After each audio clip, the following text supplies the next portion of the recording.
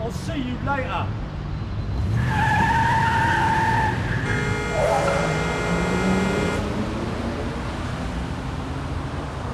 You all right? Yeah. What the hell was that about? Just some bloke who didn't want his windscreen washed. He's got a funny way of saying no thanks. Give him some lip or something. Look, there's no one injured, so what's the problem? £quarter pounder, please. I've seen you before, haven't I? Don't you normally have your pitch in Cheswick Street? Well, I fancied a change of scenery. Am I breaking the law or what? Not yet, but they're planning on making it illegal. Washing people's windscreens unasked. Typical. They tell you to get up off your butt and show some enterprise, and when you do, they make it illegal. Anyway, not going to be washing windscreens for much longer. Going to be living in style soon. Oh, yeah? Yeah. Hey! Have some money, darling. There's 110. Thank you. See you around. Lester! Why'd you drag me down here, Mr. Carver? There was an incident in Gateside Street yesterday evening. There's a couple of shots fired from a passing car. Sounds like Al Capone's in town. Oh, Tony Ambrose, he fancies himself as king of the streets, doesn't he? Maybe he is. I mean, you ain't been smart enough to nail him yet. We're working on it. What makes you think he was involved in this shooting incident? He was recognised by residents, saw Ambrose and a couple of his heavies taking pot shots at some bloke who wisely did a runner. If you got a witness, then what do you need me for? Did you give evidence against Ambrose? Well, neither did our witness anyway. We don't expect much joy on that. What we want to know is who Ambrose has got it in for and why. Someone who owes him for skag. Or another dealer, maybe, trying to muscle in on Ambrose's territory. Oh, he's in danger of starting a war. I ain't involved in the drug scene no more, Mr. Carver. Clean and serene. That's me. You still listen to gossip, don't you? Why don't you ask someone else to do your dirty work for you? Mainly because I'm asking you. Was it you called the police?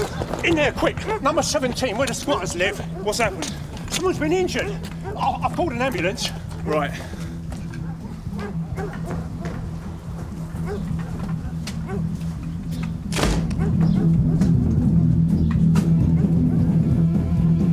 Right, get out of the way. Turn that noise off.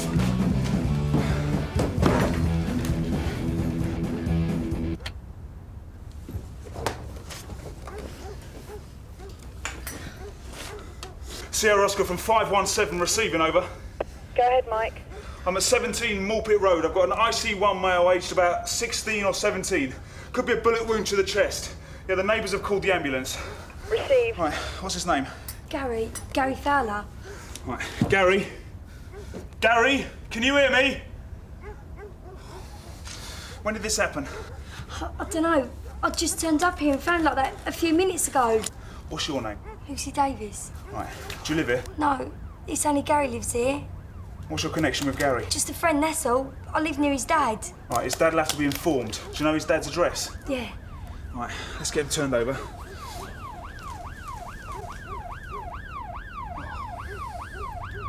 Right, you wait here. Ambulance has arrived.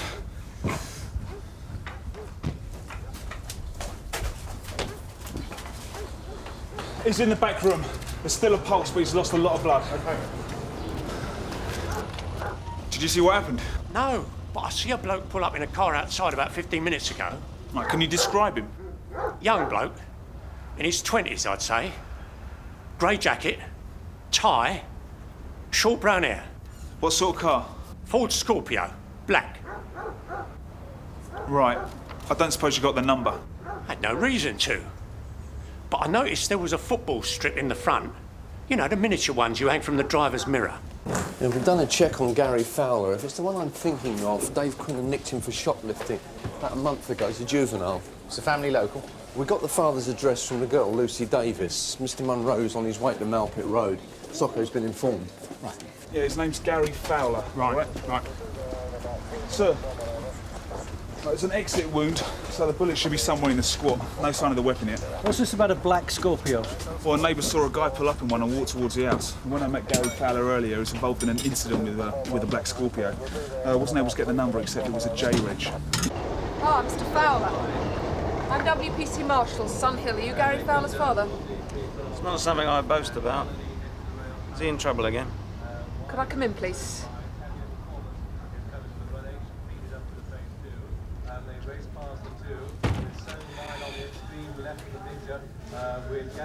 What's he nicked this time? I'm afraid your son's been injured, Mr. Fowler. He's in St. Hugh's Hospital. There was an incident at the place where he lives. Incident. I've no more details, I'm afraid. And now I'm expected to rush off to the hospital, am I? Well, it's up to you. What about Mrs. Fowler? She don't live here anymore. Shouldn't she be informed? She'd need to be located first. I'll get my jacket and I'll be with you. And the man in number 10, Mr. Gill, saw someone turn up outside about 2:20. Lucy arrived 10 minutes later. I'll go and talk to Mr. Gill, shall I? Did you find anything? Just here. Haven't dug the bullet out yet. Where's Lucy now? In the kitchen. She's still pretty shaky.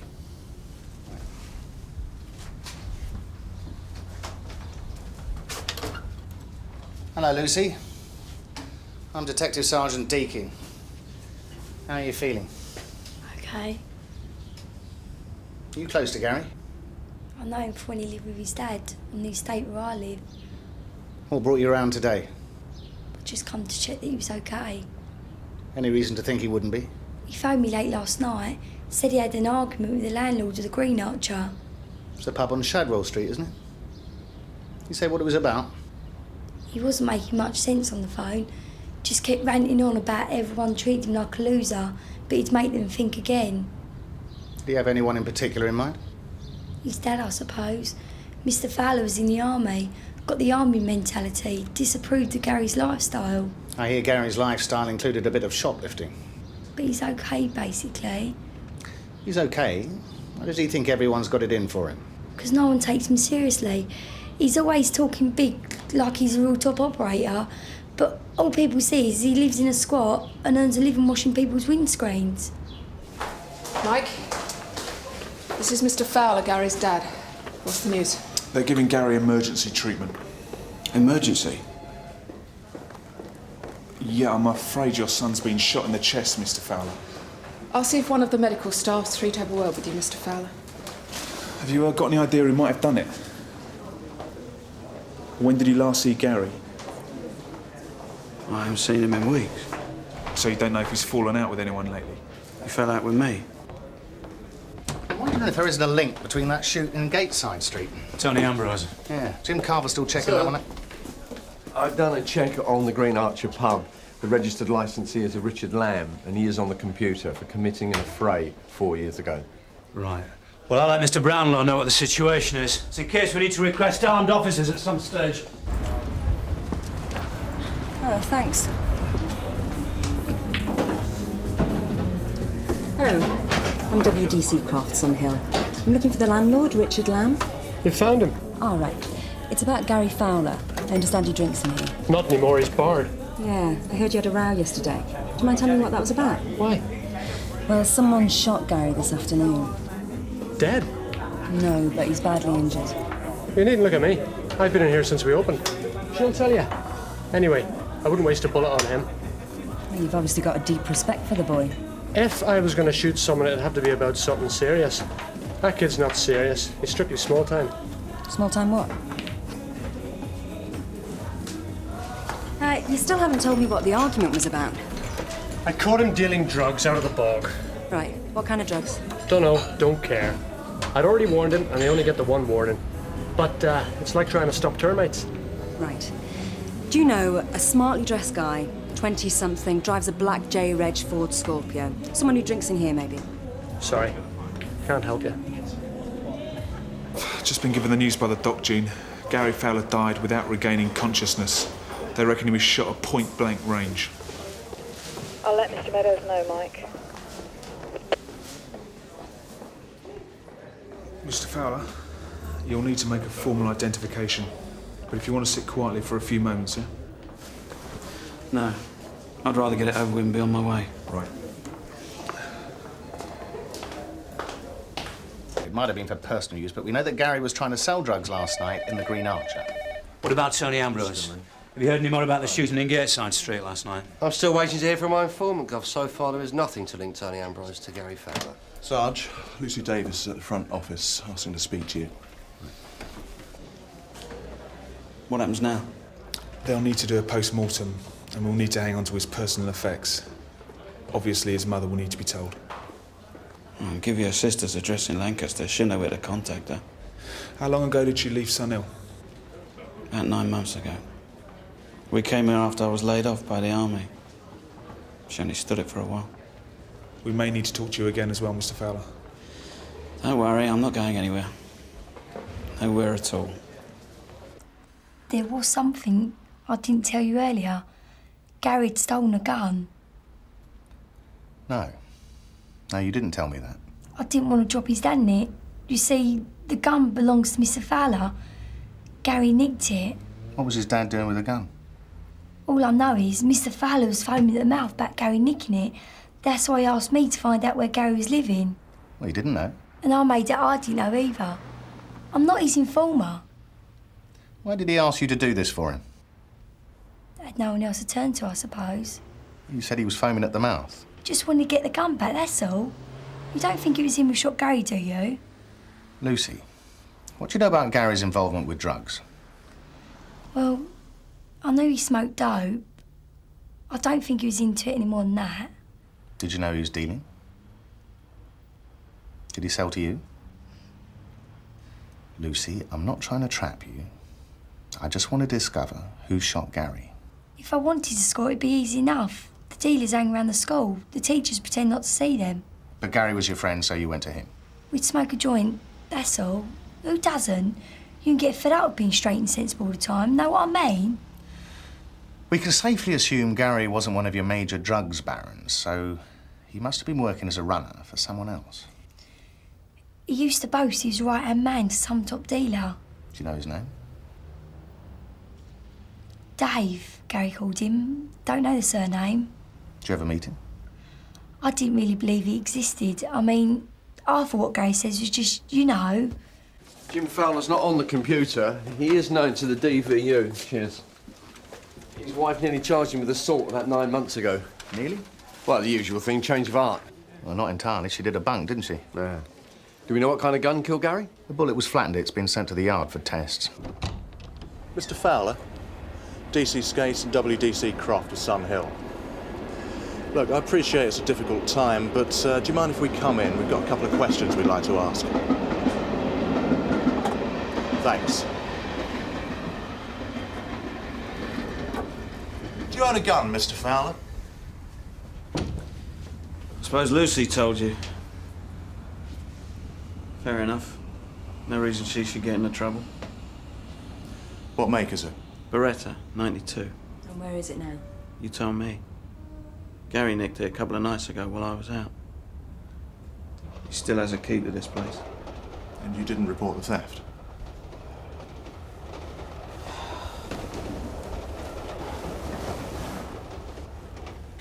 The gun's illegal. Besides, I was going to sort it out my own way. In what way is that? To get it back off him. But you didn't. And you haven't seen the gun at any time since it's been stolen. You mean, was it me who shot Gary? No, of course it wasn't. So where did you get hold of it? I got it on the black market while I was stationed in Germany. What do you need a gun for? Souvenir. You know, shooting bottles. Gary. He shouldn't have had it. He was too irresponsible. Yeah, I know. I shouldn't have had it either. Right, you better give us the details and... We also need to know where you were at the time Gary was shot. Look, I know I was on bad terms with him, but I wouldn't shoot my own son. I took it out on him. The missus, too. Took what out on them? Not being in the army anymore. Having to start again from scratch, I couldn't hack it. Did you know your son was dealing in drugs? Doesn't surprise me. They're all into drugs, the kids around here. I had 3 things in my life. The army, Liz and Gary. The last thing I wanted was to lose him too. Just do one thing for me. Get the bastard who shot my son. I'm in Jamaica Lane near the river. There's a black J Reg Ford Scorpio parked ahead of me. Registration number Juliet 642 Charlie Yankee Echo. 1 occupant, male IC1. He's driving off, heading north towards Hoxton Road. The registered keeper has shown us a Paul Hearn of 32 Dunford Close. Sierra Oscar from Sierra 1. Go ahead, Dave. Yeah, we've located the black Scorpio in Monier Street. Looks like it's had some sort of shunt with another vehicle. What are you playing at? What's the problem? She didn't know what her indicators are for, officer. This your car, sir? Yeah, the dent in the front's new. So what happened then? He was driving right up my bumper. Oh, don't give us that. It's true, that's why he couldn't stop in time. What's your name, sir? Paul Hearn, but it's her licence you want to check. How you ever got one. You must have given the examiner a feel. How dare you! Yeah, all right, look, just calm down, yeah? Well, I do know one thing. You went into the back of me, which makes you Come liable. on. If you're going to play dodger, it's kind of a fun fair. Dave. Right, face the car, spread your arms out to the side. Hold on a second, he's hurt you on the Spread your arms now. out to the side. What are you playing at? We're taking you back to Sunhill Police Station. What the hell for? This is what for?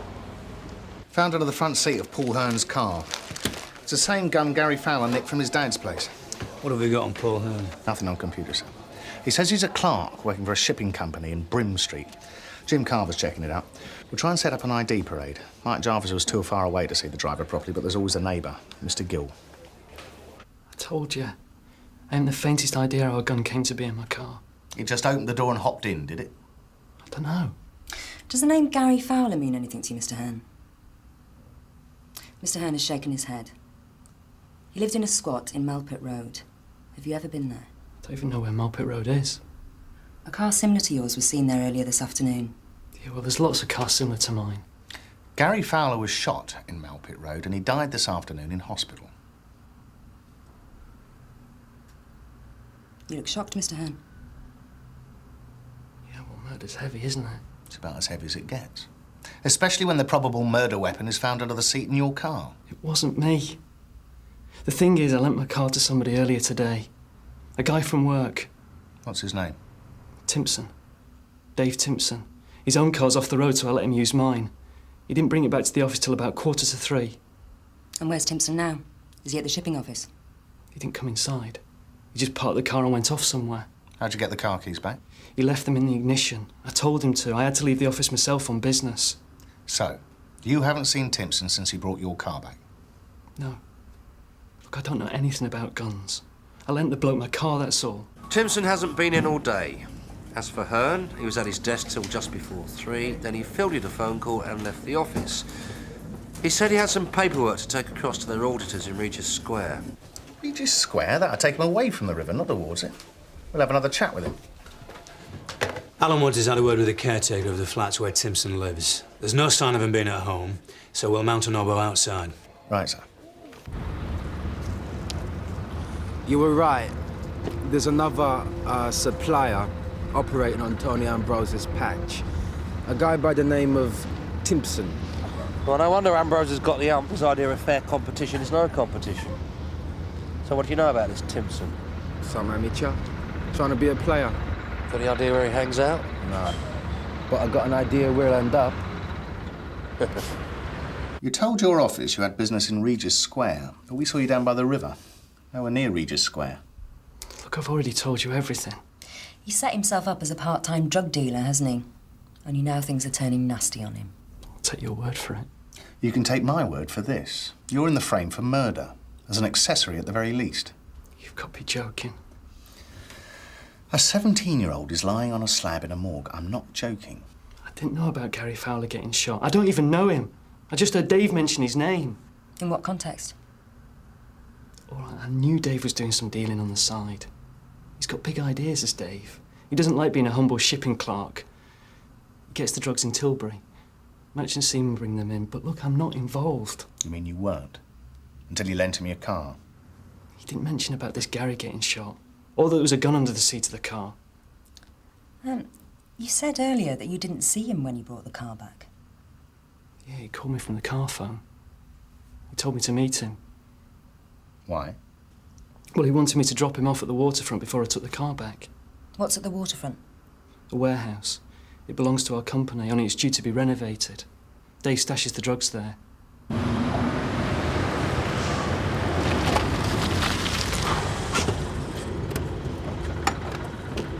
Right. Gonna check the sides and the rear exits.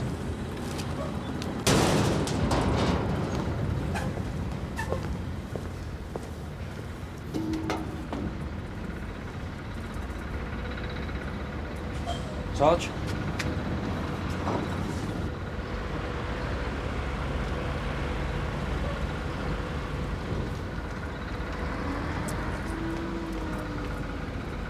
David Timpson!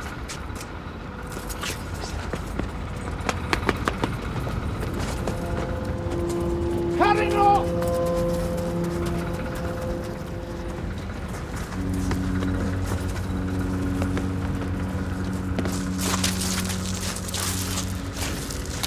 David Timpson, Detective Sergeant Deakin, Sunhill. I'm arresting you on suspicion of murder. You do not have to say anything unless you wish to do so, but what you say may be used in evidence. God for that.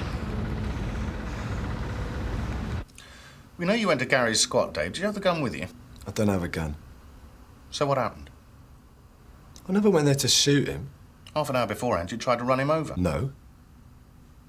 I wasn't going to hurt him. I was just mad. You mean mad as in angry? And mad as in stupid. Getting involved in the drugs thing. What was Gary's part in all this? I came across him in a pub called a Green Archer. The idea was that I'd get the stuff from the guys in the merchant ships and go and do the legwork, selling it to the riffraff on the street.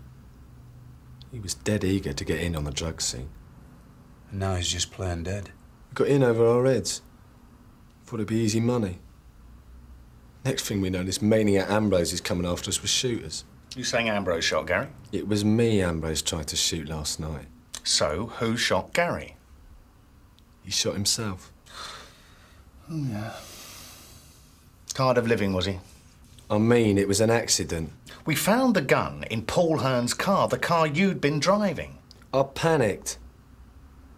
I was going to chuck it in a river. But I was in such a state I left it in Paul's car. Gary and me had a bust-up. Thought he wasn't getting enough of the cut.